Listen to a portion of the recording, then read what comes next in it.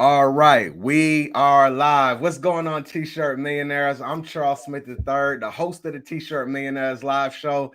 And today we have an extremely special guest. I told y'all for a while that I have been working through the process of really learning about business credit over the last maybe 3 to 4 months. And so as I was doing all of my research, I came across Ty Crandall, who is the owner and the founder of Credit Suite. And out of all the information that I found online, his was the most thorough, step-by-step, sequential. And so I was like, I gotta have this guy because I feel like people in our community will really benefit from his content. So I reached out to him. He was gracious enough to say he would come on our show. And so we're gonna have a great conversation today about building your business credit on your EIN. So without further ado, as I always say, this is going to be inspirational as well as informational. And we're going to go ahead and get into this interview with Ty Crandall of Credit Suite.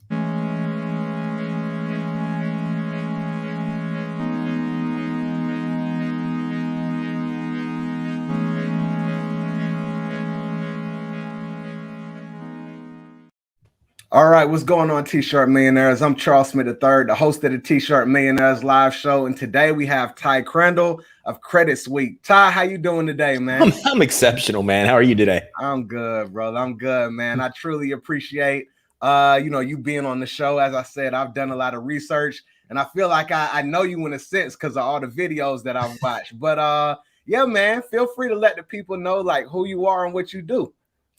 Sure. My name's Ty Crandall. I'm CEO of Credit Suite. And what I do is help business owners get capital. And we really do it 3 different ways. We help business owners improve fundability, which is the stuff that typically gets them denied that they don't know about.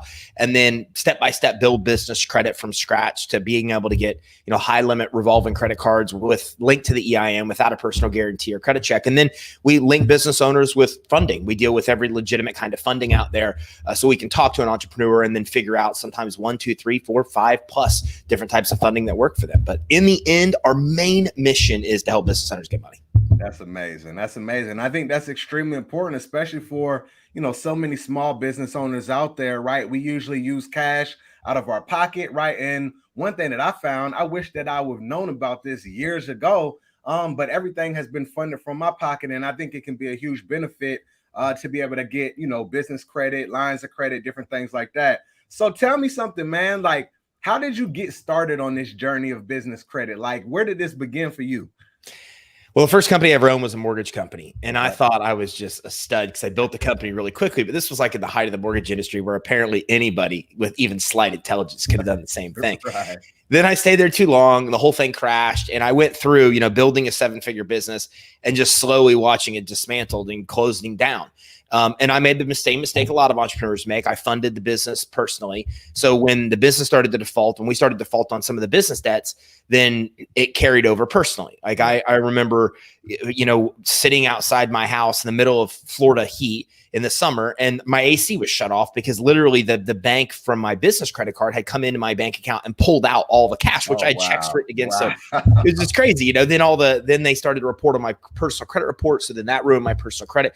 So it was interesting because I felt I was pretty well prepared for that. I had money in the bank and I had tons of available credit, but because I personally guaranteed thanks to my business, both of those went away. Right. And then they took all the cash I had and they literally removed all my credit limits, which destroyed my credit. Right. So I got in the consumer credit business, and this was a pretty big shift for me because, as cliche as this may sound, it's like the moment where I shifted from running a business to make money to genuinely helping people. Like I'd experienced pain that was the worst kind of pain. Like when you're financially responsible for supporting your family and you can't do that, like it's a sense of failure that I can't describe it. I don't think you can relate to unless you've been through it. Mm-hmm. So, going through that, I decided to get in and help people fix consumer credit because I knew about it. We were doing that in the mortgage industry. And I knew a lot of people were suffering. So we did that and very successfully. And a lot of our clients started to ask about business credit. I didn't know. So I went and did the same thing. If somebody asks a question that you don't know, you stall while you Google the answer. Yeah. Right? But there was nothing out there. Like there was nothing on YouTube. There was nothing on Google. Like it didn't exist. And so then enough people asked where one night I just sat down and said, I got to figure this out. And I dove in, and I remember about 3 o'clock in the morning, just standing up from my desk and pushing my chair back and then just standing there and just I don't know how long I was there. It felt like an hour just trying to contemplate what to do, because I literally had just discovered something that in financial services I didn't know existed that literally could have saved me all the pain that I went through. Wow. And, then I was kind of brought up that you don't complain about a problem unless you're willing to propose a solution. So I decided in real time to learn what business credit was, how it worked, and then teach it. And that's what I would do. I would, come in a week, and I would, do an actual research, figure out what Dun and Bradstreet was and how they worked, and put it all in slides and then present it and teach the world. And it was just kind of crazy, because months later I looked and like I had thousands of subscribers. I'm like, wow, apparently everybody else wants to know about this the same. Yeah. And it's just never stopped ever since then. I've just been able to put out more and more information, learn the credit bureaus behind the scenes, learn the funding products people don't know about, and then just really dedicated my life to making my mission to be able to get all that information and disperse it to as many people as I can. That's amazing, man. I mean, it's almost like you had to scratch your own niche, right? And you solved the problem for yourself, and that turned into helping other people. But before we even get deep into that business credit conversation, like you said that you were in like the mortgage business and you ended up, hitting rock bottom, right? You went through a lot of struggles. So how did that feel, Ty, from, you have a 7-figure business and you fall all the way down? Like you said, your family is dependent on you. How were you able to mentally get over that hurdle when you were at your lowest at that point in time? I remember one of the saddest moments, and I told you about, sitting outside the Florida heat. The reality is my power shut off. My wife is pregnant. I'm literally banging my head against the garage. I'm trying to pass bad checks, literally, to try to get the electric turn on before I finally gave up and went to my father-in-law to get money. I mean, one of my lowest points. I also remember sitting with my wife at the time and, being in the house that we built to raise the kids. And it was just eerie. It was just the lights of the moving truck. And we were hugging, and she said, why is this happening to me? And I said, I don't know, and so I really felt helpless. But at the same time, even then, I said, I'm really glad that I'm going through this now to learn the lessons before I have kids. And then they would be affected by having a life where they have everything and then everything is taken away. Right. So I was very humbled by that, and realized that a business is very delicate. And that a lot of things like COVID can come out of left field you have no control over. And no matter how good of an entrepreneur you are and how well you plan, like stuff just happens. So I don't know. I think it's just the way we're built as entrepreneurs, that I don't look at things as negatives. I love negative stuff to happen. I always say I love to fail, because I learn lessons that a lot of people that haven't failed haven't learned yet. And I feel like it gives me an advantage.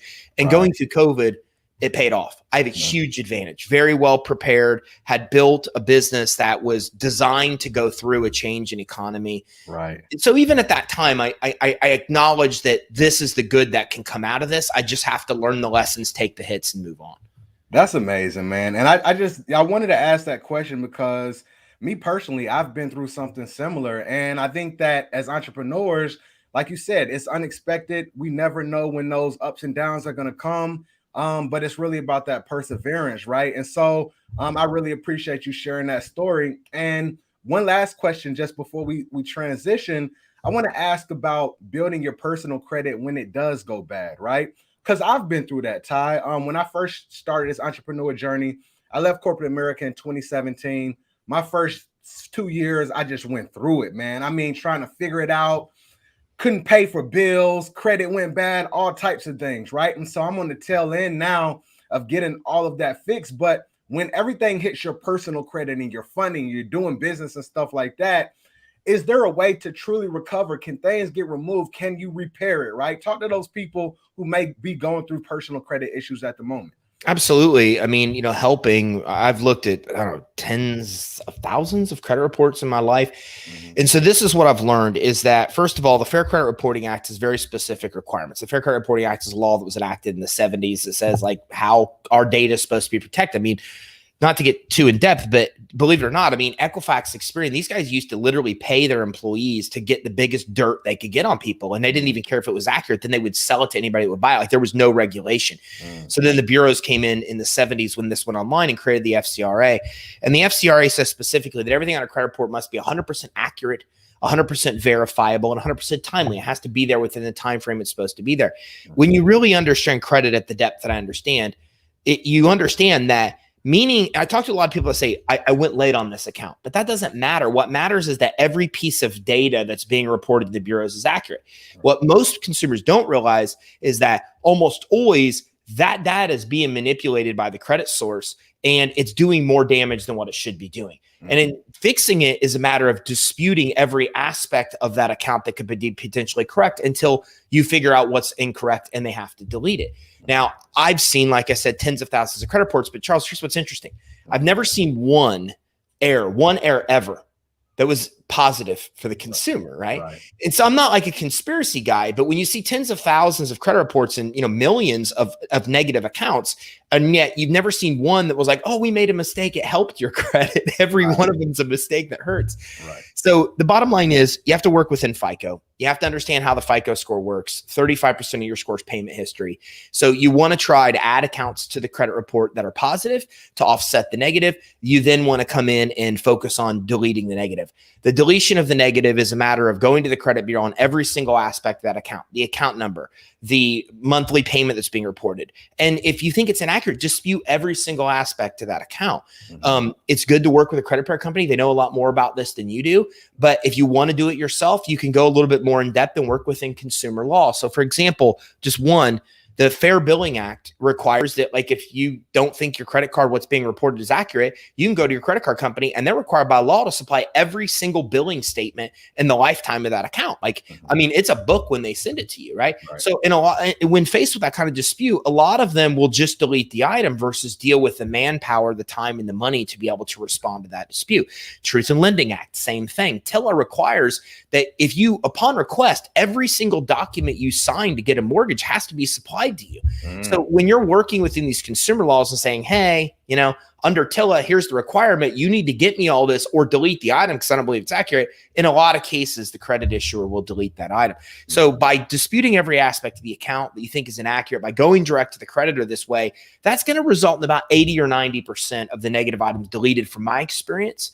And then the real key to fixing credit is you've got to add positive credit. So many people focus on deleting negative, but if you look at FICO, the credit mix, and if you look at payment history and utilization, these are all based on you having positive credit. So you've got to go out, whether it be secure credit cards or somebody co-sign on a loan or somebody add you as an authorized user, you got to add positive credit. You're just not going to have good scores unless you take that step as well as the disputing and removal of the negative. Powerful stuff. That's powerful. And man, I just think about, I was listening to a young guy the other day. He was on YouTube. He's like 20 years old, talking great things, just knows all this type of stuff about credit. And it's one of those things I was like, man, why didn't I know this at a younger age, right? But, it's so powerful. And, for anybody that may be going through any credit issues, I think what Ty talked about is, super important. And these are things that you have to be able to protect you. He talked about FCRA, right? So looking at that and, hire somebody, get somebody, or learn about it so you can do it yourself to repair your credit if that's what you need. So the next thing is, Ty, so you ended up having these personal credit things, right? But then you talked about it. You said, I wish I would have known about this business credit because it could have saved me so many, all these issues right later on. Tell me the difference between business and personal and why business credit would have saved you some of that heartache.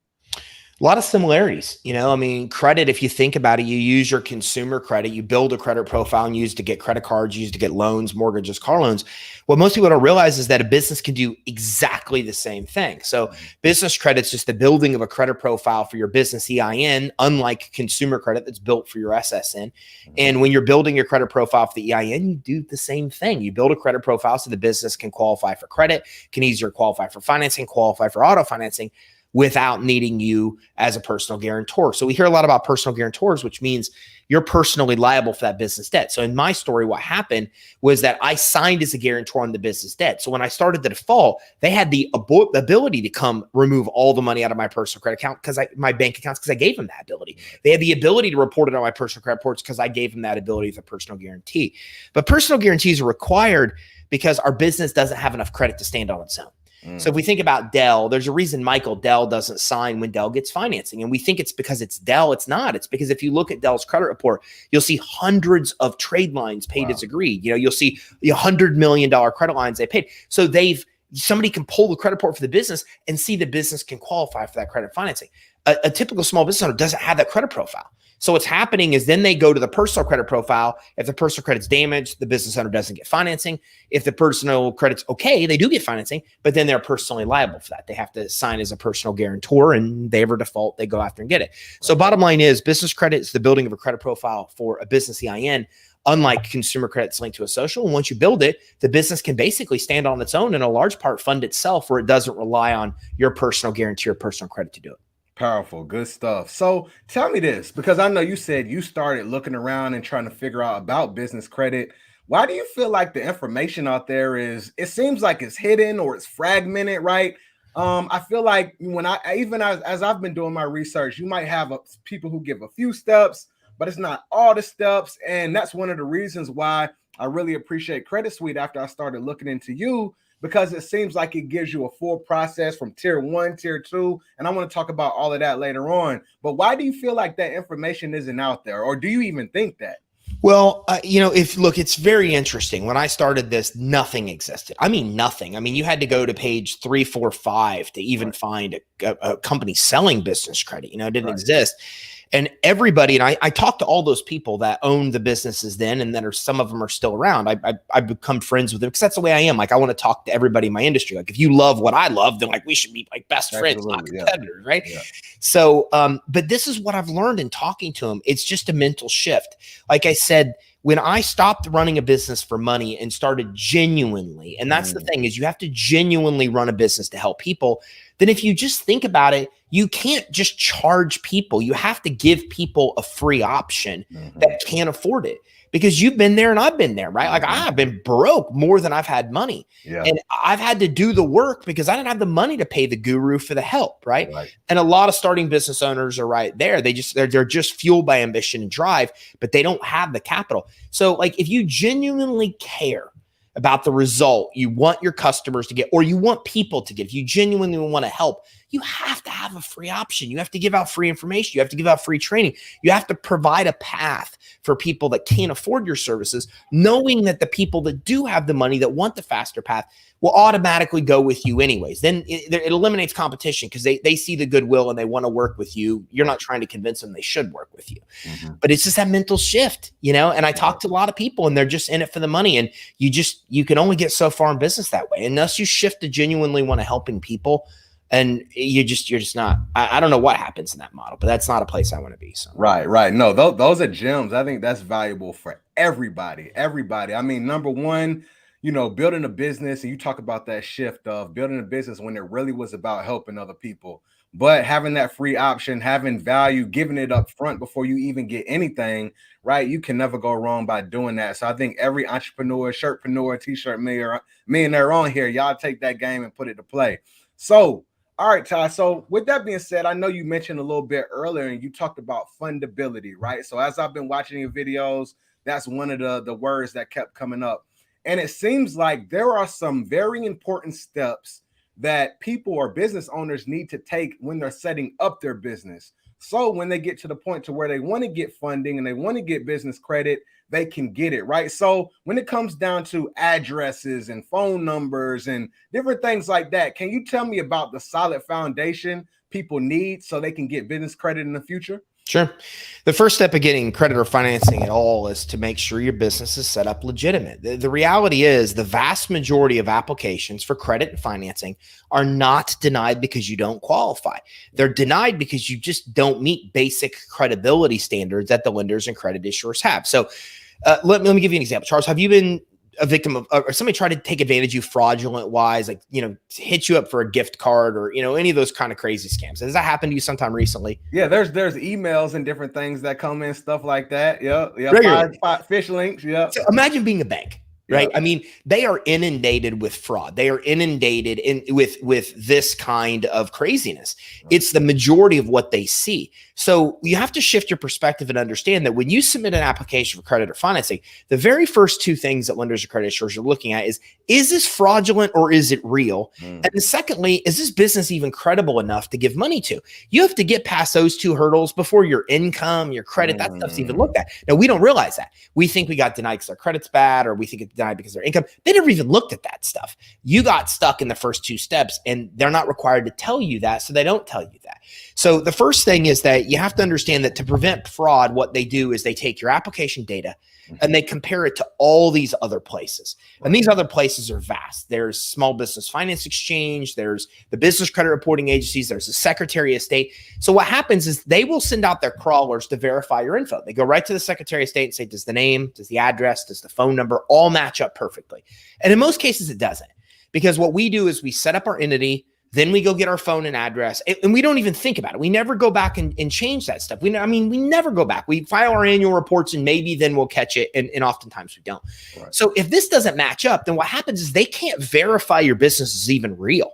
Wow. And so then you're denied. And what's crazy is that we see this with 90% of entrepreneurs. The information doesn't match. And then what's happening is the bank is trying to verify they exist. They can't, they deny. And when we fix that one thing, Secretary of State, we send people back into the exact same loan and get them approved after approved after approved. Incredible. That's one of 125 of these fundability factors. Right. So you should have a business address. You shouldn't have a PO box or a UPS address. Right. If you don't need a retail location, then get a virtual address. Regis, Da Vinci, Alliance, a virtual office, I should say. You don't want a virtual address like iPostal because those are all kept in a database lenders can access, and they know you're using a PO box. They know you're using a mailbox.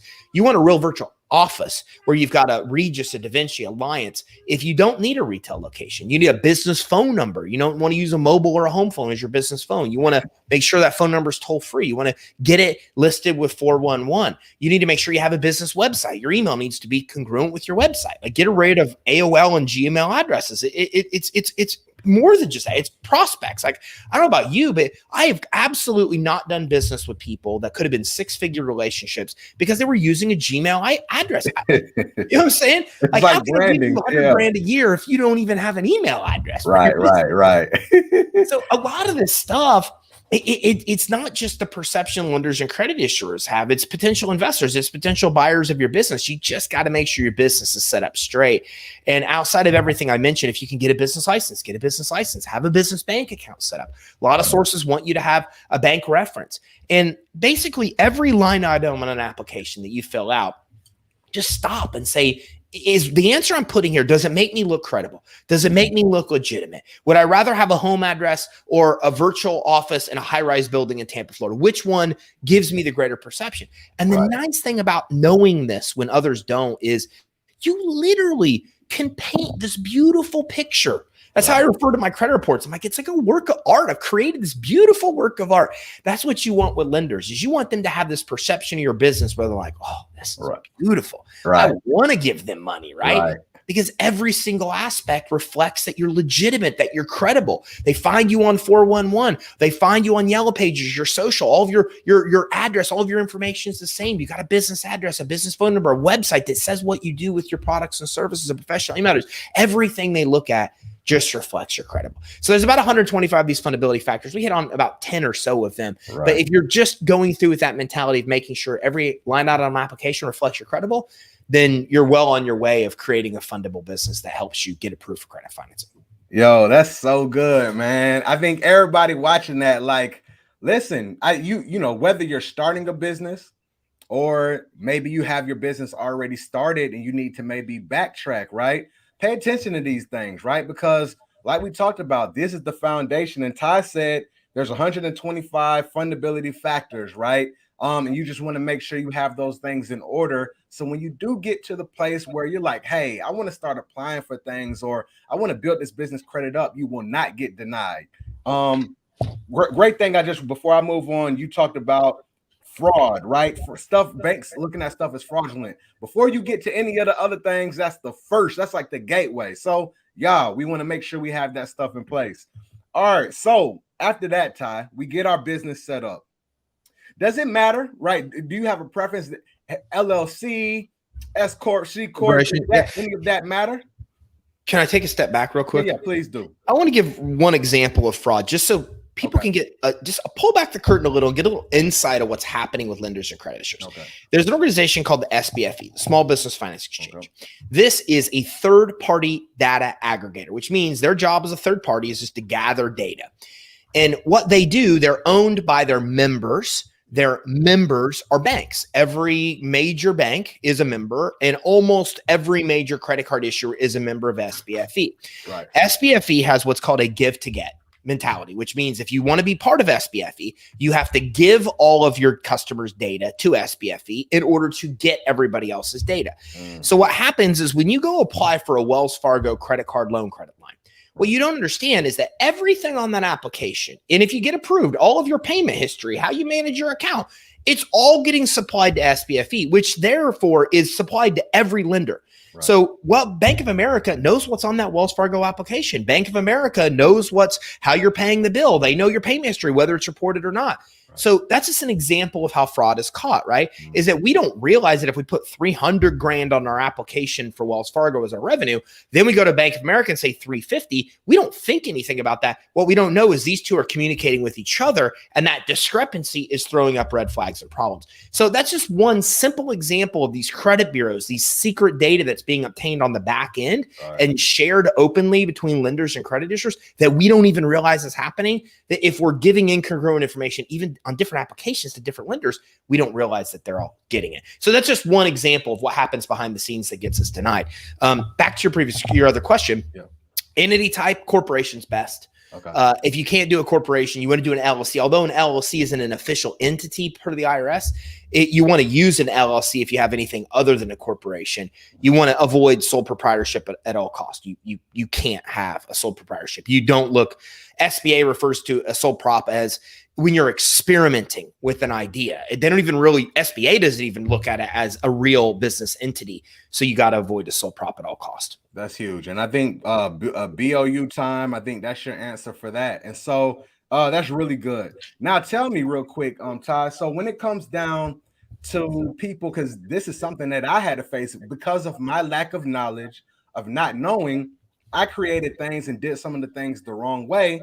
And basically I had to backtrack and go change addresses and change phone numbers. So when it comes down to changing information that you already have used, whether it's the wrong type of phone number, wrong type of address, do you have to go to all of these bureaus? Like, what are some of the steps people have to take to fix it if they didn't start it the right way? Sure.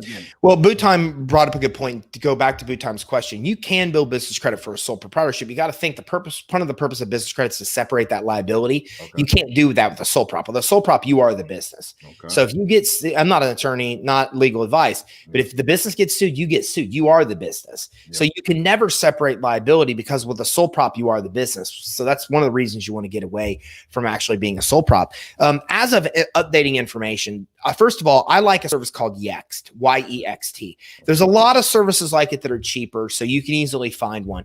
But Yext, if you change your information on Yext, it changes it everywhere.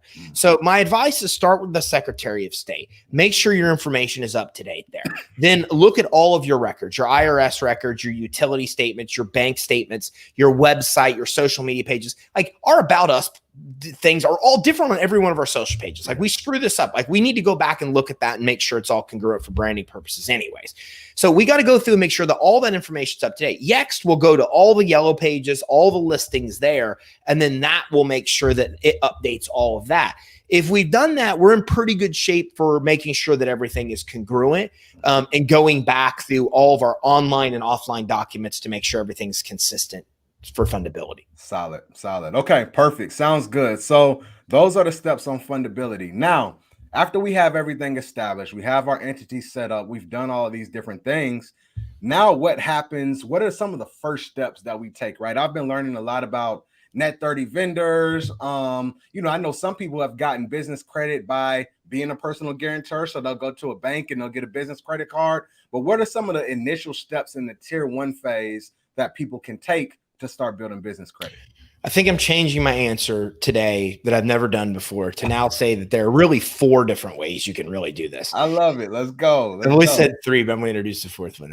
So the first is Dun & Bradstreet's Credit Builder. I don't recommend it because it only builds credit with Dun & Bradstreet. And, you can imagine that if you only built credit with TransUnion on the consumer side and never Equifax Experian, you can't do that. Like you can't get cars, you can't get mortgages, you can't get what you want. So even if you bought D&B's Credit Builder, you'd still have to choose one of these other 3 three paths.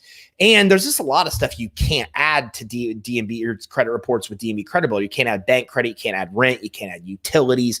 And if you really look at the restricted list, it's almost everything that we regularly pay anyways.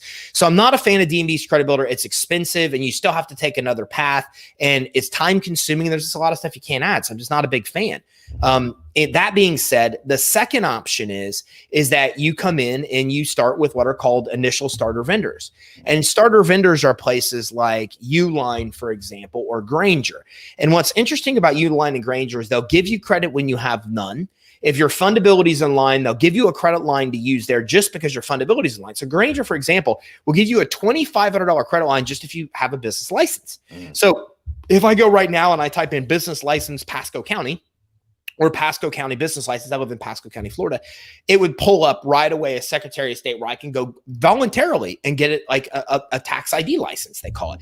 So you might be able to get one for your industry, your state, your city. This is why I say get a license if you can get one because it goes a long way to helping you get approved. Right. So these type of sources like Uline and Granger will give you credit when you have none, and they report it to the business credit reporting agencies. So I can go to Uline, I can set up an account, I can put stuff in my car, I go to checkout, I choose invoice me, and then they mail my stuff. Then I pay them as soon as the stuff ships or as soon as they let me. And then that reports to DMB and Experian. In that example, it actually reports to 2 reporting agencies. Right. So you want to do this with about 5 of these accounts. I don't care how you get the 5. I'm going to show you 4 ways to do it.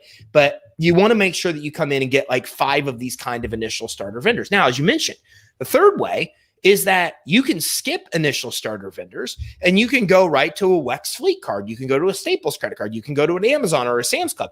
But the problem is you're going to have to provide a personal guarantee and it's based on consumer credit quality. So sometimes people want to skip the step. They say, look, I'm fine personally guaranteeing my first handful of accounts. I don't see it a lot, but it definitely is possible where you can provide a down payment in some cases like a WEX fleet card and a personal guarantee and get those accounts added that way. The other way, it requires good credit from you or a guarantor, but it's a program called Credit Line Hybrid. And with Credit Line Hybrid, you can get up to $150,000 in credit lines, even as a startup, even as a high-risk business. It's unsecured. You don't need collateral. You don't need cash flow, no tax returns, no bank statements, none of that. It's just based on good consumer credit quality. You need to have like 680 plus FICO score, no derogatories on the credit report. You need to have like credit limits now that are yours, not an authorized user, to show you can manage revolving credit. And if you don't have that, use a guarantor, use a family member, use a friend. You know, it's easier for me to go to dad and ask dad to sign as a guarantor than it is to ask dad for cash, because then he'd have to liquidate stocks and pay penalties and all kinds of stuff if I needed the same money. So with that, a lot of these credit lines you get report to the business credit reporting agencies. So that can really expedite business credibility because you're adding $5, $10, sometimes $20,000 credit limit accounts right to your credit report to start. And then, you know, your other limits mimic those. So credit issuers kind of tend on the consumer and commercial side to mimic the highest limits of what you already have. So that's another path to do it. So really those are the ways. I wouldn't do DMB Credit Builder and I really wouldn't provide a personal guarantee. I'd either go in with starter vendor credit if you don't have good personal credit. If you do have good personal credit, well, I'd consider Credit Line Hybrid. I'd consider getting credit lines at 0% for up to 18 months, being able to take the cash out of those at 0% and using those credit lines to build business credit instead. But starter vendor and Credit Line Hybrid are the best 2 ways to get started. I love it. I love it, man. That's very solid. And from listening to your videos, I learned about the Credit Line Hybrid, and I just think that's a awesome way to do it. And you said it doesn't go on your whoever's the guarantor, it doesn't go on the person, it goes on the business, right? So they have some inquiries when they initially go if they're the guarantor, but none of the credit reports on their consumer credit report. So the benefit there is you're building business credit, and it only affects them if you default on that credit. That's really good. That's solid. Okay, sounds good. So really quick, I want to give a huge shout out, Mr. D Woods. Thank you so much, brother, for the super chat. Loyal watcher of the T-Shirt Millionaires live show. I truly appreciate you for supporting the show. And really quick, I want to go and we have RBY Prints. Basically, y'all, if you have T-shirts that you want to get printed, screen print, DTG, those are your guys. I want you to check them out. So I want to play this quick video and we'll be right back, Ty.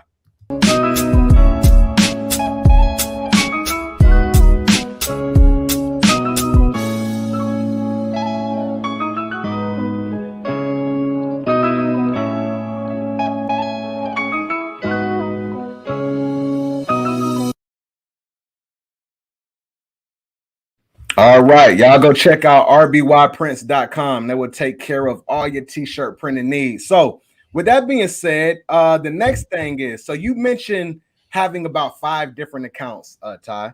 So when it comes down to these 5 different accounts, before we even move into that, what are the 3 bureaus? You talked about Dun & Bradstreet. Are there other important bureaus that your loans or vendor accounts report to?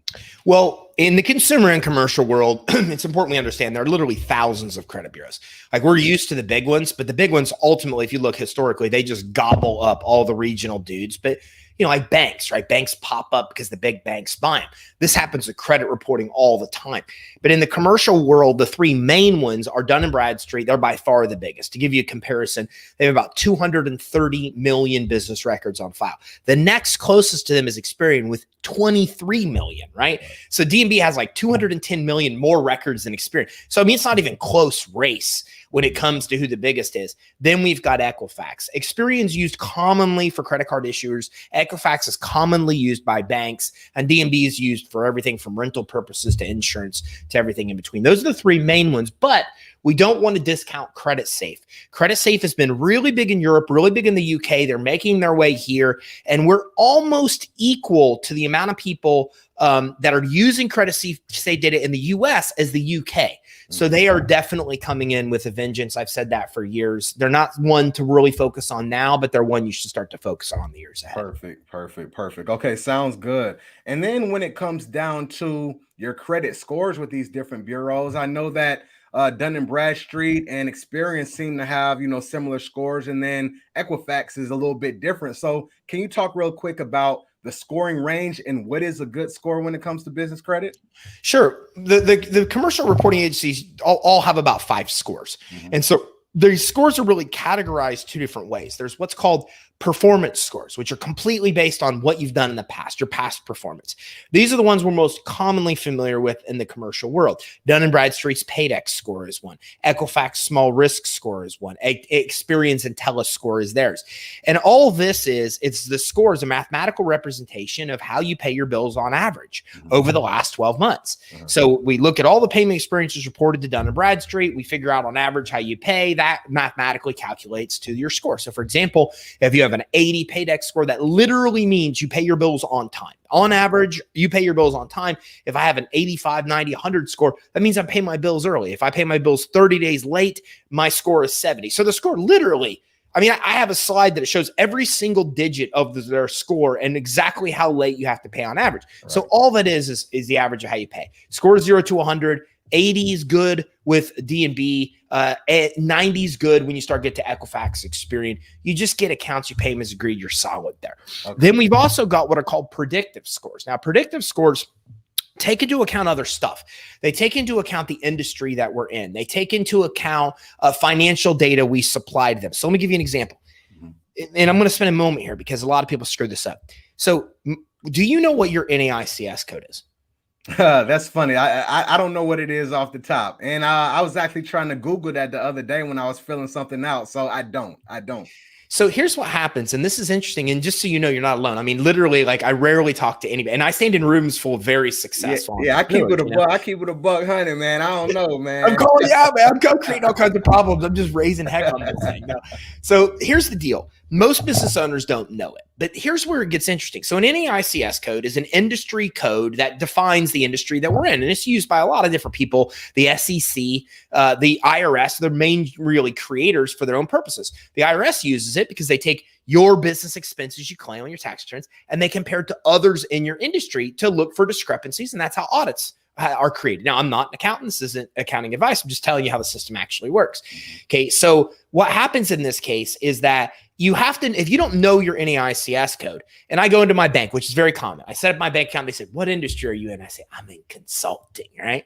I'm in consulting. Well, now I'm relying on that banker to just randomly choose whatever code she chooses. Now, we already know the SBFE communicates with all banks. So, like, I've already created a crap storm. I think I can say that word here. I hope I can. You good. You good.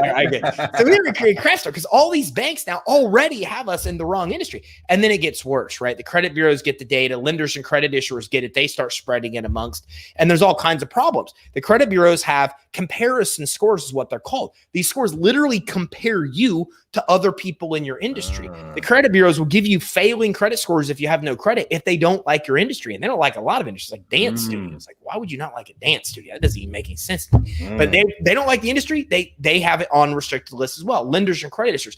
So this havoc is created: merchant accounts, bank accounts, loans, credit lines, credit cards. And we don't even know. The problem is that our NAICS is jacked up. So you should go to NAICS.com and you should figure out what NAICS code you are. Now, for example, you might say you're in real estate. There's 32 categories in real estate, 32.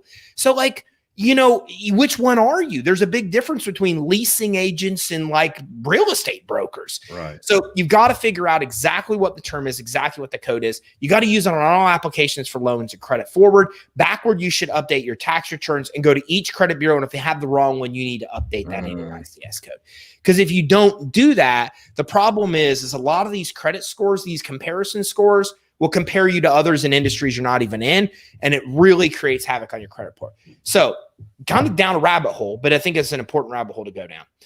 That being said, 5 credit scores mainly on the credit report. The other ones are based on performance based on predictive analysis. And you can even supply your tax returns to the credit bureaus.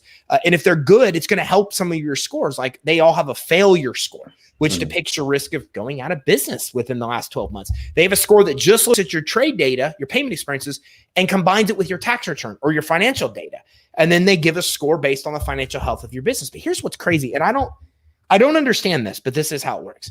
If they don't have your financial data, they literally look at your financial health based on the number of employees you have, which is crazy. So like if a startup, we file annual reports, we say we have 2 employees, we don't think anything about it. But that crushes our credit scores in the business world if they don't have our tax returns. So bottom line is get accounts that report to reporting agencies, pay them as agreed. That's going to give you the best performance scores. And that's really going to help your predictive scores. And what else will help your predictive scores is just if your tax returns are good, get them your financial data, make sure your NAICS is up to date as well. And, you know, avoid anything, especially in public records, collections, judgments, lawsuits, bankruptcy, stuff like that.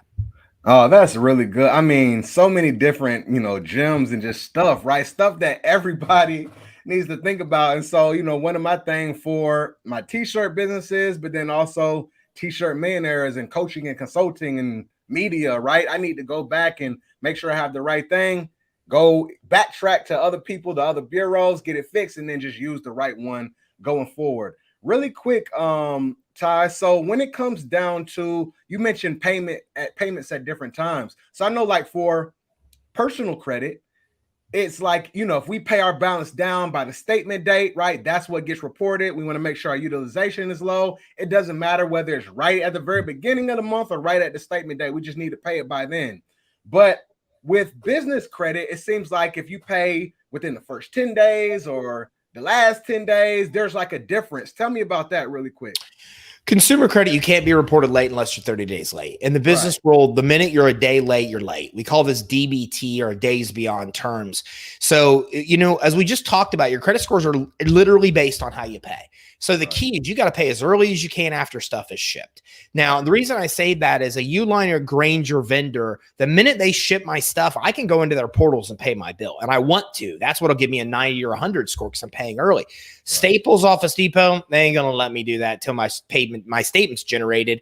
And then I got to either check online or wait to get that statement. Bottom line is, as soon as you get that bill, you got to pay it as soon as you do, because the minute you don't, you start ticking down that time of average time you pay. And every day you wait adversely affects your score from where it could be if you just pay the minute you're able to pay. Really good. So everybody, you know, make sure as you're getting these net 30 accounts, these vendor accounts, when you get the invoice, go ahead and knock it out, right? That is going to be to your benefit. It's not the same exact thing as consumer credit. So I'm glad that we highlighted that difference. I think that's really good.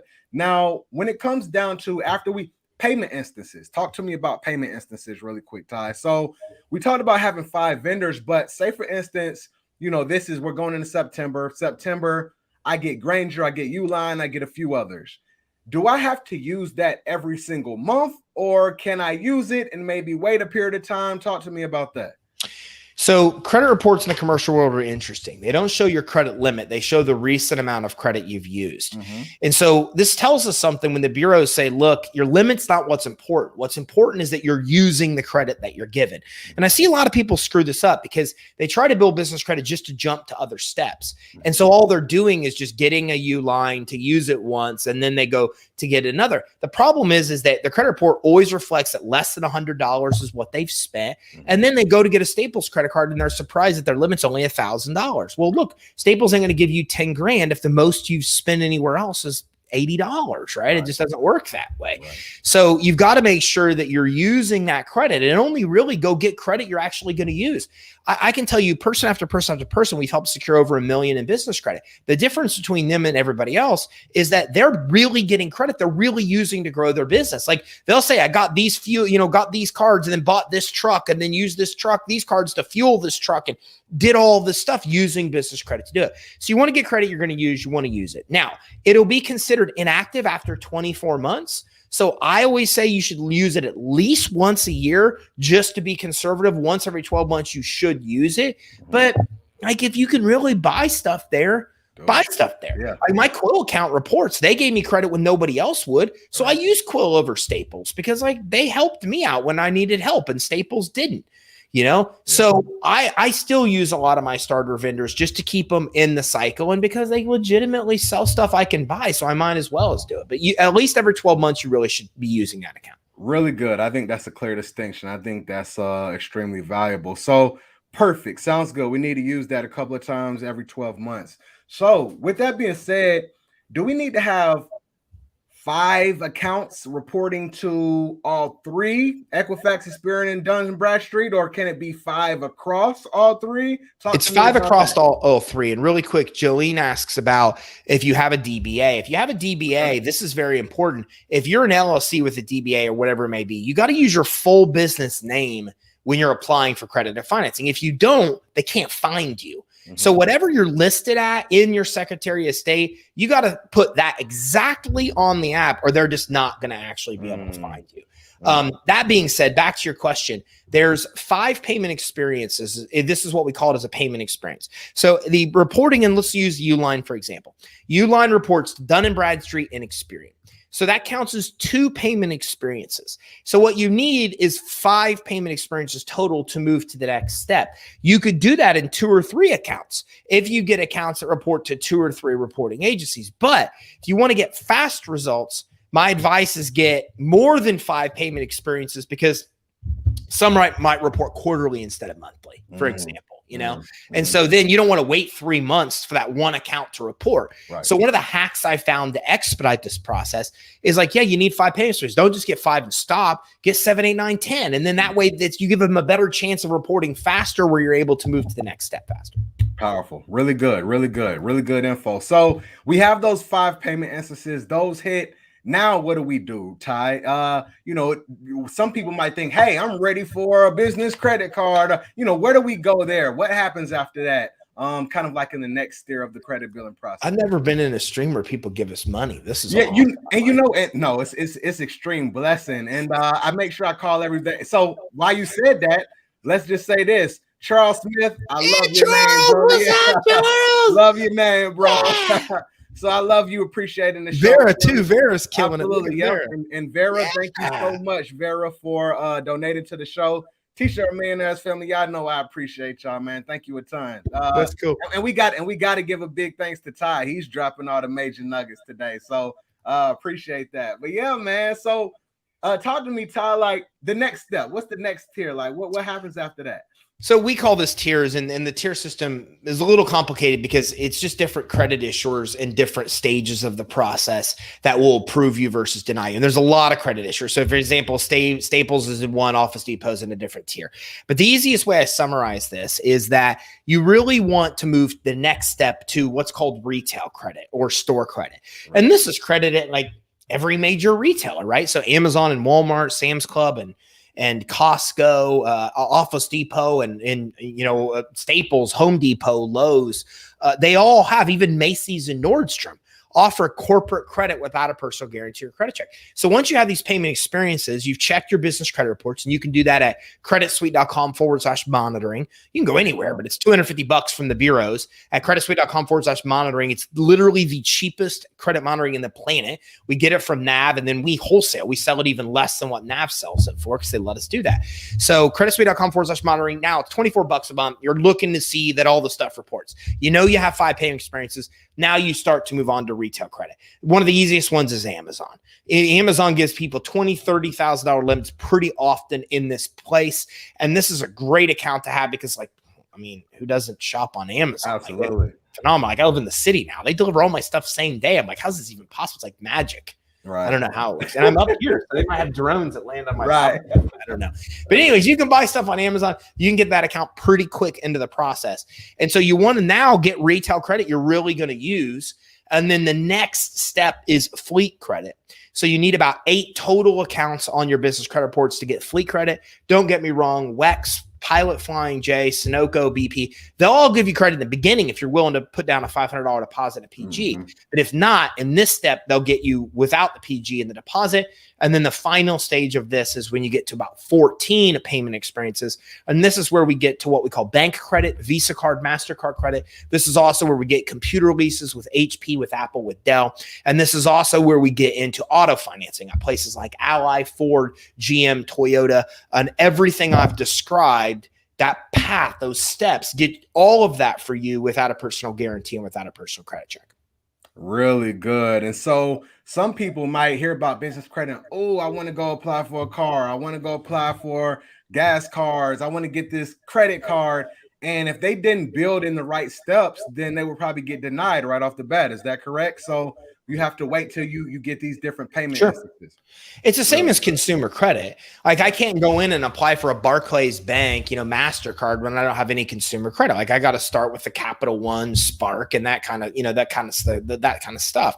So you just got to build yourself up. And the minute people start applying for credit before or too early, they just get denied. And then they get frustrated and they give up, or it takes them years to do it. You just have to follow that trajectory that I provided. Get the initial starter vendors, get the retail store credit, get the fleet credit if you need it. I don't need fleet credit. I don't have a fleet of vehicles. Like, I'm in the city. I barely even drive. And then the last thing you want to do is get that final tier of credit. If you're applying for credit in that order, then you're going to be good. Now, again, we tier it, like for our clients, we actually tier down the sources based on what retailer you should apply for. So if you're working with us, it's obviously a faster path. But if you're doing it on your own, it's just trial and error. You don't know what retailers in tier 2, 3, 4, 5, and I can't go through it because there's like hundreds of retailers, right? Yeah. And it changes every day. So you just have to kind of apply for the retailers and find out through applying and denying which ones will approve you. But improving your fundability before you apply makes a big difference. Really good. Really good. No, very good information. And, when it comes down to one of the big things I've been hearing a lot lately and just kind of doing research in is a lot of fintech companies, right? They're coming in, they're offering a business credit. I ended up getting like a charge card through Divvy, and then we have Capital on Tap and different things like that. What part are they playing really in the space? Is this something that is newer? Kind of just if you have any information on that, if you can give a quick overview. Divvy, Brex. Last week, I just did a presentation on both of those guys and really good options because they offer good financial tools where they can integrate with your bank account and integrate with, QuickBooks, things like that. And then they report to the business credit reporting agencies. So I like Brex and Divvy. I think both of them are really good tools and resources to build business credit. Not a lot of them out there. And the reason is that and this is the thing, is that 97% of trade vendors, and to clarify the term vendors, this is Staples, Office Depot, Uline. It's the starter ones. It's every retailer. 97% don't report. 97. That's crazy. So that's the problem, is that most of these guys that give you credit don't report. So any opportunity you get to grab something or an account that does, you want to grab it. Sometimes people will say that to me. They'll say, hey, I can't find anything on Uline to buy. And I'm buy batteries. Like, I don't know about you, but like my kids pour through batteries like there's no tomorrow. Yeah. Like, so you take the hit. You might buy some stuff at places you normally wouldn't buy, but when there's only 3% of creditors to choose from that report, you got to kind of do it. Right. So any tool or resource you can get that reports, you want to take advantage of, because there's not a lot of those out there, because places like D&B require so much volume be reported to them. to even let you report. So a company has to be a pretty good size to even be able to give you credit that reports, because the bureaus require so much data supplied to them monthly in order for you to even be able to report to them. That's really good. No, that's solid. I love it. And yeah, you're right, man. Some of those, I was like, Granger, I don't really have much to buy, but you know, I got something, some envelopes, something. So I think mine's first aid kits. Right. My first aid kits, because I got kids, again, they always get beat up. So I buy my first aid kits at Granger. Right. Absolutely. And then, you know, Brex, you just mentioned Brex. I ended up getting an account from Brex. So I was looking at Brex, and you have to have a certain amount of cash, it seemed like, in the bank to be able to get with Brex. But I signed up, and they gave me the option to where they gave me like a checking account. Yep. And then they gave me the card. And when I use the card, then those items report to the credit bureau. That's how Brex works. Yeah. Right. Brex and Divvy, there is an underwriting approval process. Right. Like there is with any account you apply for, but it's fairly lenient if you're starting to generate revenue. If you've got the revenue to keep like in a bank account, that you can, that's what they really want you to have. If you've got some of that, then both of those are good resources. Really good. Really good. Okay, cool. So a lot of people are asking and they're anxious, right? There's some stuff in here. What does Credit Suite do? Do they do handhold and do the process? So tell me a little bit about Credit Suite and some of the different offers that you have that help entrepreneurs. Well, the first thing you want to do is go to creditsuite.com/EIN. And at creditsuite.com/EIN, there's a great free guide. It maps out more in depth the steps to build business credit, provides more starter vendors, just more information from what we had time to cover today. Great free resource. If you go to creditsuite.com, top right of our page, we have we go live 3 times a week, Tuesday and Thursday at 1 and 11 o'clock on Wednesday. On top of that, we also have, daily tips on Twitter, Instagram, all those kind of things. And our YouTube channel has hundreds of videos that can help you. If you want the paid path, then we absolutely have a paid path as well. We've got multiple options, whether you want to offer business credit financing as a service, or whether or not you want to actually get it just for your business. We can actually hold your hand and walk you through the process. And what happens there is we've got technology called the Business Finance Suite. And our Business Finance Suite's a step-by-step system that our clients get access to walk through the process, improve their fundability, set up with the reporting agencies, get their DUNS number, all that stuff, which we didn't get a chance to talk about today. Get credit monitoring, go through every tier of credit. The underwriting guidelines are there. We highlight what they can get approved for based on how many accounts they have. It's just really a seamless way to do it. And then they work with our advisors, and our advisors hold their hand and walk them through the entire process. So from what we found, we've helped nearly 50,000 people through this process.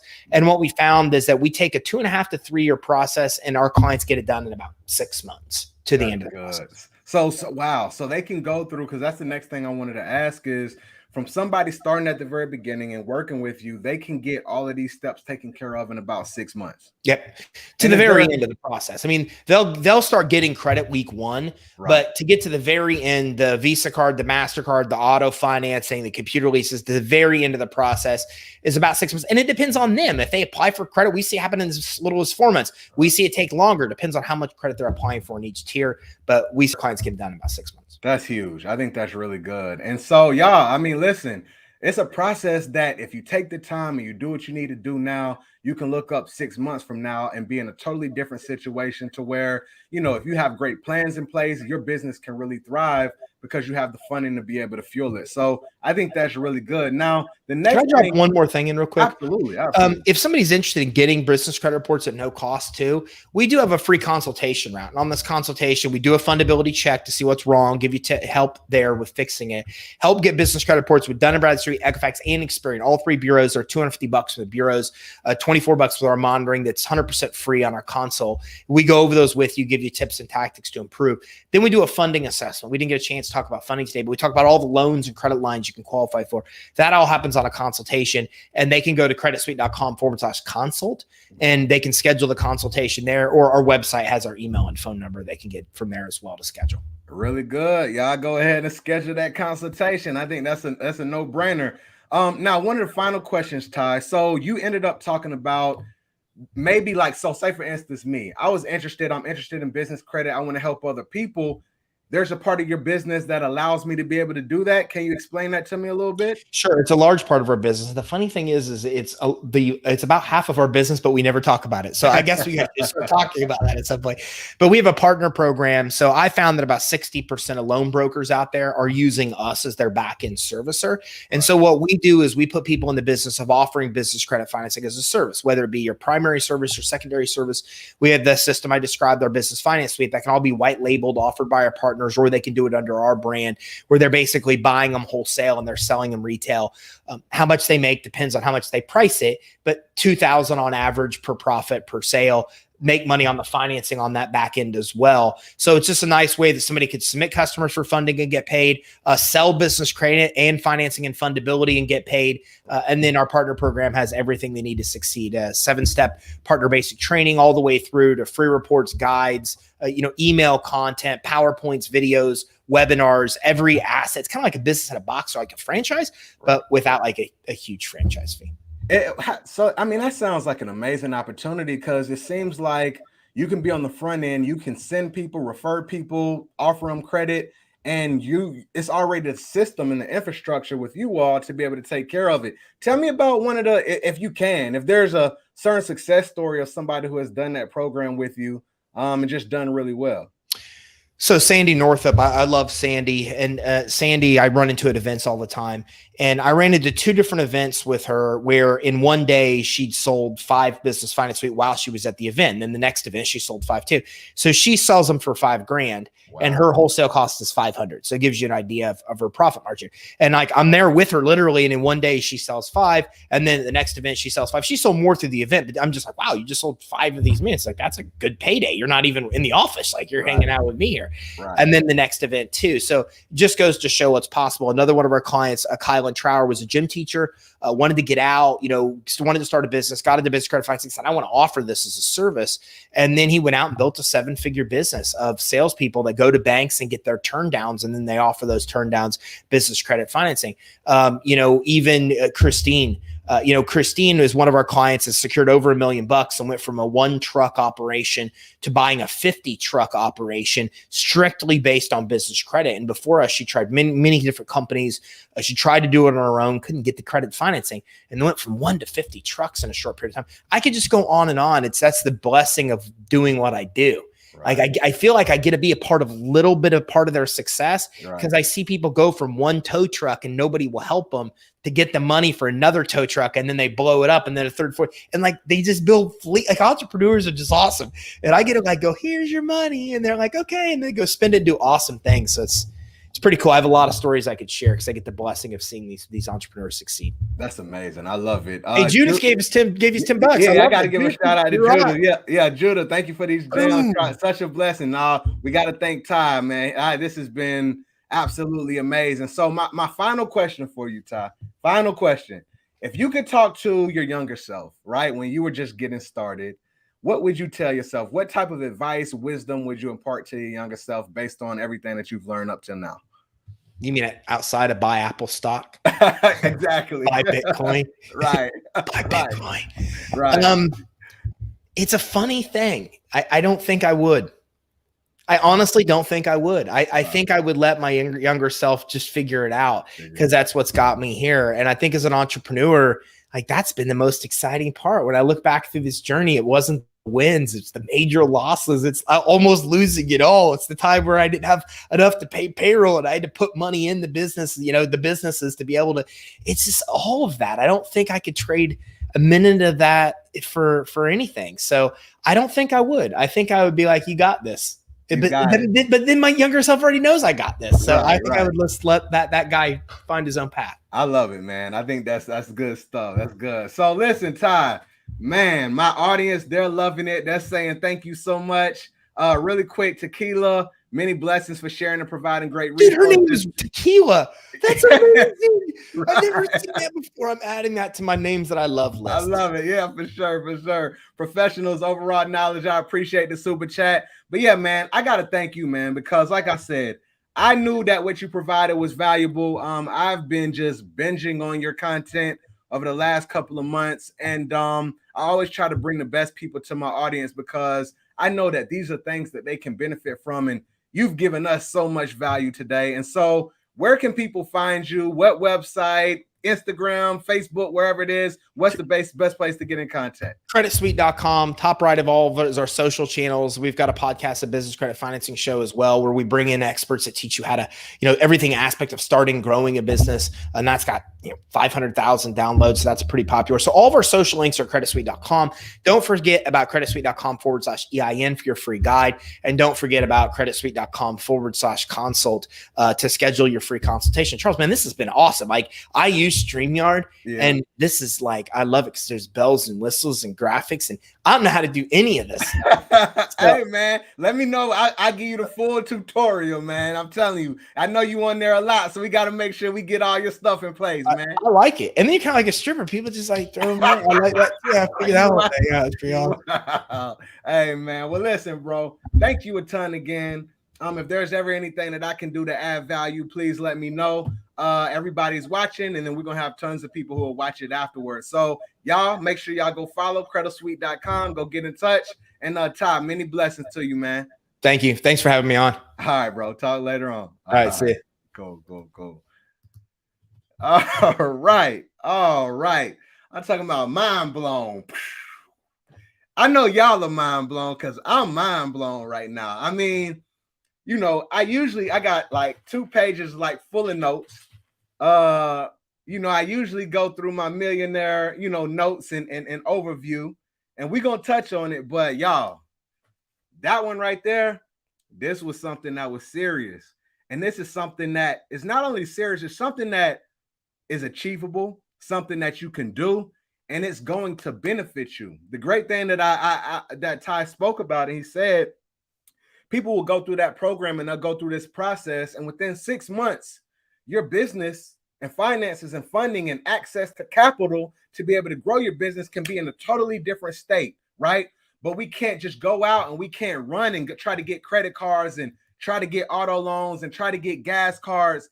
We have to make sure that we do these things step by step, right? So this is one I tell y'all all the time. Repetition is the father and the mother of learning. Repetition is the father and mother of learning. This is one that you need to go back. You need to pull out your notebook if you didn't have one. You need to take notes. And at the same time, let's make sure that y'all got these resources, because Ty, he already gave it to us. He ended up saying that, number one, creditsuite.com/monitoring.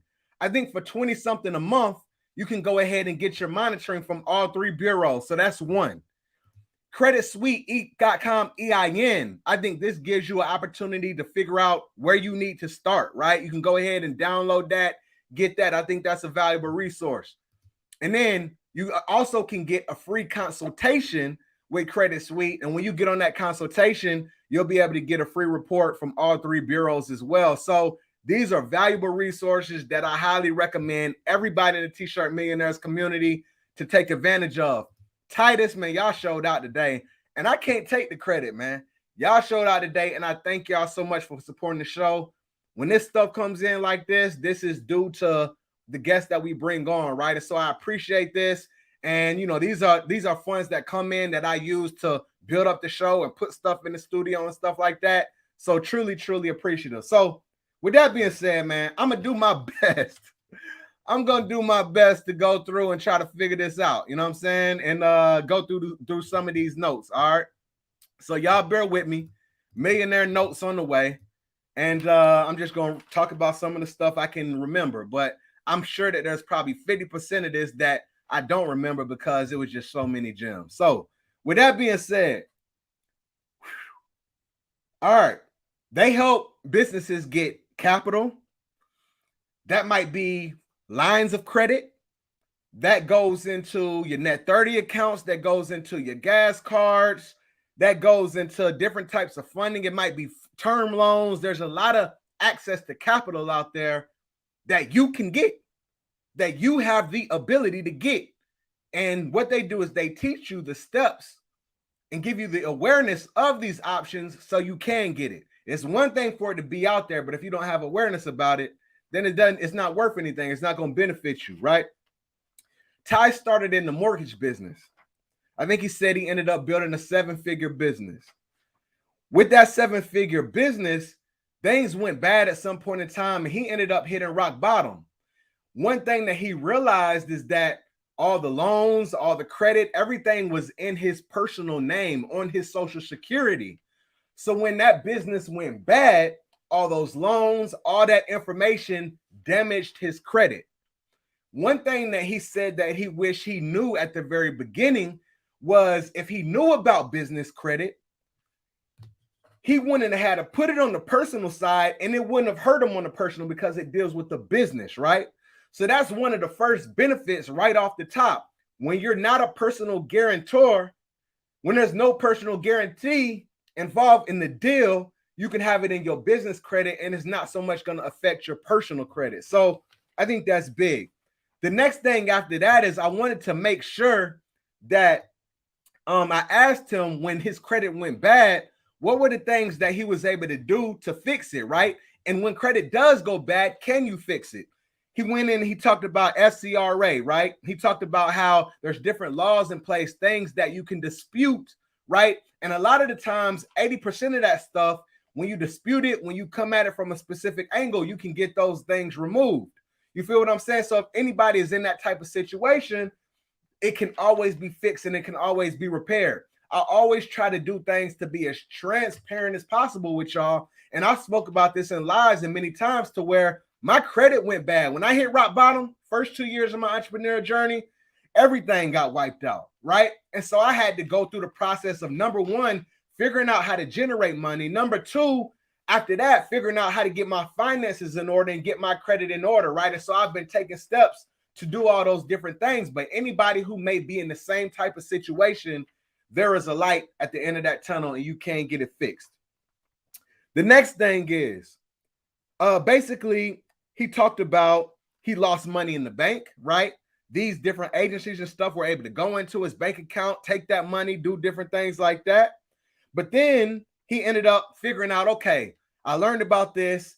Now let me figure out how to learn about this business credit. One thing that I really love, right? Before we even get into the whole credit and stuff like that, one of the great things that I really appreciate is he said that when he switched over to the business credit side, that was one of the first times where he started making money to where it wasn't so much about making money. Man, that's a bar. He started making money because it was a way for him to be able to help people. And I think that when we have that type, like I've heard this from a lot of the greats too. When you can create a business that solves somebody else's problem, when you can help somebody get what they want, that's when you get what you want. And so I don't care whether it's a t-shirt brand, whatever it is, always try to come from that mindset of how can I do something to give value? How can I serve? How can I help other people get what you want? And that's the quickest way to be able to get what you want. So I think that's a valuable gem that he gave us. All right. Now, this is the key. This is the foundation. All right. This is the foundation. Big shout out to Damien. Damien, I appreciate you, family. Thank you so much for that super chat. So listen, the foundation, one of the key words here was fundability. When it comes down to fundability, we have to make sure that all of our I's are dotted and our T's are crossed. We want to make sure that we have an address, and we want to make sure that that address is not a home address. We want to make sure that we don't have a P.O. box. We don't want to use our postal based on what he said. We want to have a legitimate address. We want to have a business address, whether it's an office or whether it's something that it's like a virtual address. He gave us a few options. He said Regis. I personally use Regis. He also mentioned a company called Da Vinci. So y'all check both of those out, right? But you need to get you a virtual address. Also, at the same time, don't use your home number. Don't use your cell phone number. Make sure you get a specific number. One thing that I personally have done is I got a service that's called Grasshopper, right? And it's an 800 number. And that's something that I've, recently started using as I'm going through this whole business credit building process. So we want to make sure we have that. We want to make sure that we have our Dun & Bradstreet. You can go ahead, open that up, get a Dun & Bradstreet number. You get all that stuff in play. All right. At the same time, we want to make sure we have a right email address. You feel what I'm saying? We want to make sure we have an email address that is correct. No Gmail, no Ymail, no AOL. I don't know who use AOL anymore, but if you got any of that stuff, we want to make sure we have the right one. Also, a website, have a presence, right? Have your website put up there, right? That's something that's, extremely powerful as well. So one thing that he talked about is, although these are certain things that the creditors, they look at, also it's just perception. He said that there was somebody who could have ended up partnering with him, could have been a six-figure, deal for them, but that didn't go down because they didn't have the appearance. They're using Gmail and stuff like that. So even to people who you do business with, that's benefit. You just want to make sure you have that clean. All right. He said that there's 125 factors that can go into business credit. All right. So with that being said, I think he provides some of those factors. Y'all, if you don't do anything, when y'all done with this, go over to the Credit Suite YouTube channel. And I'm talking about, man, they give you so much game.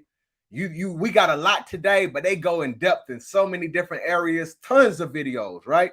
And before I move on, one of the things that Ty mentioned as well, he said that he feels like if you're in business, you always need to have some type of free option or maybe some low price option where people can learn. If there's people out there who they want to pay more because there's a faster route, then you provide it for them and it's going to be a no-brainer for them. They'll give you the money anyway, but have something out there for the people to learn. And that's one thing that he has done. That YouTube channel is pure gold, right? Pure gold. All right, so let's move on to some of the next things. So basically, if you started your business, you need to go in and start doing all these different steps, right? Or if you haven't started your business, you know where to start, right? And what you need to do. But if you've already started your business, maybe you have not taken some of these steps. So basically, you need to go back. It might be changing your bank statement. It might be changing your banking, your address and everything there. It might be going to the credit bureaus and changing stuff there. It might be reaching out to the IRS, making sure you change the information there. He also mentioned that there's a website. It's called YEXT, Y-E-X-T. All right, Y-E-X-T. And I looked into this the other day. I actually went live and I talked about YEXT. And I heard that it's good. It's a paid service. The one thing that I'm wondering about it is when you stop paying, like say, for instance, I paid to disseminate my information across all these directories on the internet. If I stop paying for it, will those directories still be there? That's what I wonder. But regardless, he ends up saying that YEXT is a great place to put it, 411, yellow pages, all those different things. So if you haven't done that and you already got your business established, that might be something to take a look at. YEXT. We also talked about the different credit bureaus, right? For business credit, right? So we have our Experian. We have Dun & Bradstreet. We have Equifax Business. But then he said that there's all these other bureaus out there as well. And one of them he mentioned, I hope that I got this right, but I think it's FBFE, Sam, Bob, French, and Elephant. I think SBFE, I think that's what it is, but that's one of the credit bureaus I think that is coming out that is getting, more notoriety. So something to take a look at. Now, another thing, the difference between, I asked them, like, what are some of the differences between personal credit and business credit when it comes to being able to pay? Thank you so much. Thank you so much, Saki. Appreciate that. SBFE, Small Business Financial Exchange. Much appreciation, T-shirt millionaires. Thank y'all. So when it comes down to paying your bills, we talked about it. Personal credit, you want to make sure that you pay. Well, first off, it's good to keep your utilization down before it reports, right? You got your due date and you got your statement date. So before your statement date hits, you want to make sure that utilization is down, say the report low utilization, and then you want to make sure you pay at the date. It doesn't matter if you pay early or you pay late, not late after, but maybe on the due date. It doesn't matter if you do it early or not, as long as you do it. But it's a little bit different with business credit. So you might order something today, and I've done this. I'll just give you a personal example. I've ordered from Quill. I've ordered from Uline. I've ordered from Crown Supplies. I've gotten from some of these places.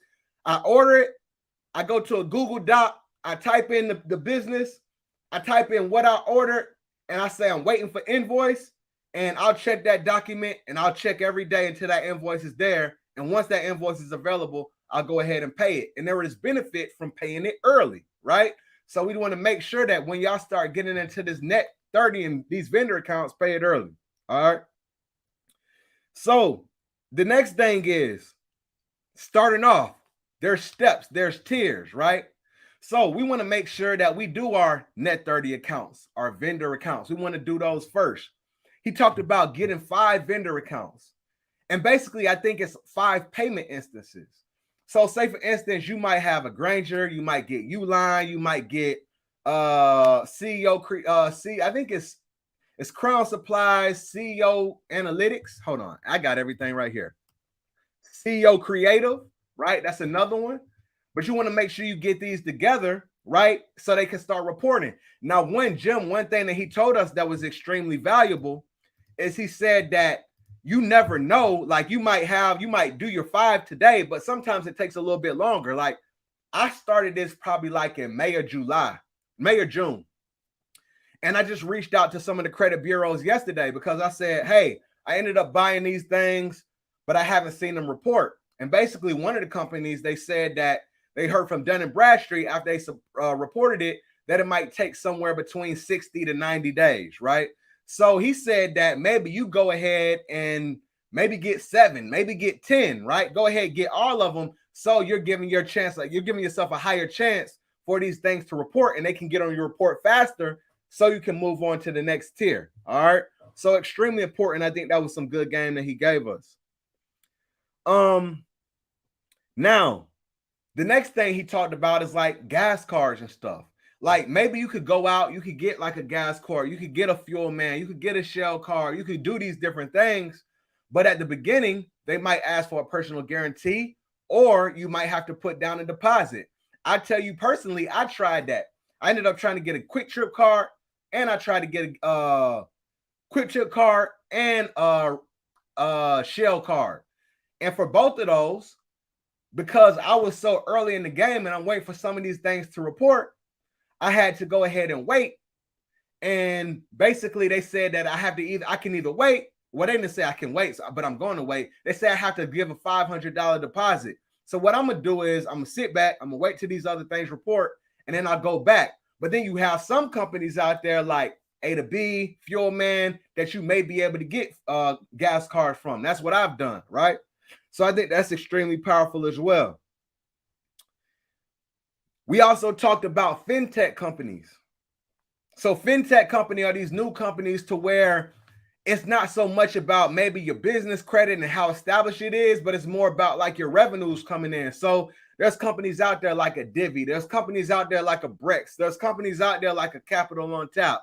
There's these different companies out there like Ramp, to where when you sign up and you apply, they're going to attach your bank account using Plaid, or they'll ask you to send in documents to see what your revenue is looking like, what your deposits are looking like. And that's one way to be able to get approved with them as well. So you can start getting that type of financing, charge card, different things, and those report to the credit bureaus as well. So I think that's extremely powerful.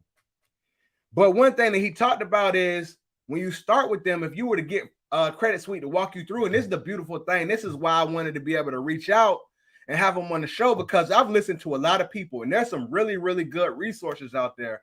But when I kind of looked at Credit Suite, like we talked about, he has like a whole section of these different vendors that you can apply for. And then it'll show you like, after you've applied for these are the ones that you need to apply to. And it gives you like all the step-by-step. And like he said, every day is changing, but he has the infrastructure and the team to be able to update that information to walk you through the process. But the beautiful thing is, he said, look, he's helped thousands of people. They walk through this process, and then they get to the end of it in 6 months, and now they're able to get these credit cards, no PG, auto loans, right? And some of the auto loans, that's one of my goals. That's been one of my big goals is I want to get all my payment instances and things on point to where I can get an auto loan, right? And there's certain companies that do it. Ally or Ali, whichever one, that's one of the ones that does it. But it's about building. I got to go through the process. But once the process is done, it's game time. You feel what I'm saying? And then also beautiful thing is, man, they have like a business of the box service with Credit Suite. So basically you can get in, you can offer lines of credit to people, you can offer funding to people, you can refer them to Credit Suite. And it looks like there's some really high margins on that as well. So I think that's something everybody should listen into. So, hey, man, y'all, that was good info. I'm done. You know what I'm saying? Like, those are all my notes. Hey, what's knowledge if we don't put it to work? We got to implement now. We got the game. A lot of us out here, we could really benefit from this stuff that Ty told us about. So I want the T-shirt millionaires community to take this, listen back, and everybody watching this interview has no reason not to start building up that business credit and look up 6 months to a year from now and have this established, right? These are the funds that you could maybe be looking for at this point in time to fund your dream. Let's do it. We don't got to do it on our Social Security anymore. We can do it on our EIN. Let's do it. Let's do it, y'all. So listen, man, I appreciate everybody. Thank y'all so much for the all the super chat. Thank you so much for the support. This was a hot topic because look, man, we have about 100 some people on today. And even after this, I just gotta let y'all know, man, I thank y'all because y'all be rocking with me. After the guests even leave, y'all be rocking with me when I'm doing the notes. You know what I'm saying? So I know that this is something that we needed. And share this with somebody. I always say, like, share it, put it out, put it in the group. But this one right here, y'all, make sure y'all share it with somebody because this don't apply just to T-shirts. If there's any entrepreneur out there that could benefit from this knowledge that we talked about today, and you know them, it would be a disservice if you didn't share it with them because this was some good game, and we don't want to keep that to ourselves. So share it, pass it around, and I'm just going to go ahead and end it like we always end it. You can see it with your mind's eye. One day, you're going to be able to see it with your real eyes. Matter of fact, I got the wristband on. The wristband got the quote around it. These going to be coming out in a minute. But I believe in you, T-shirt millionaire. Keep doing your thing. Bring that vision to life. I'm going to see you on the next episode, man. Peace. I'll talk to y'all a little bit later on, man. Y'all be blessed. Have a great day.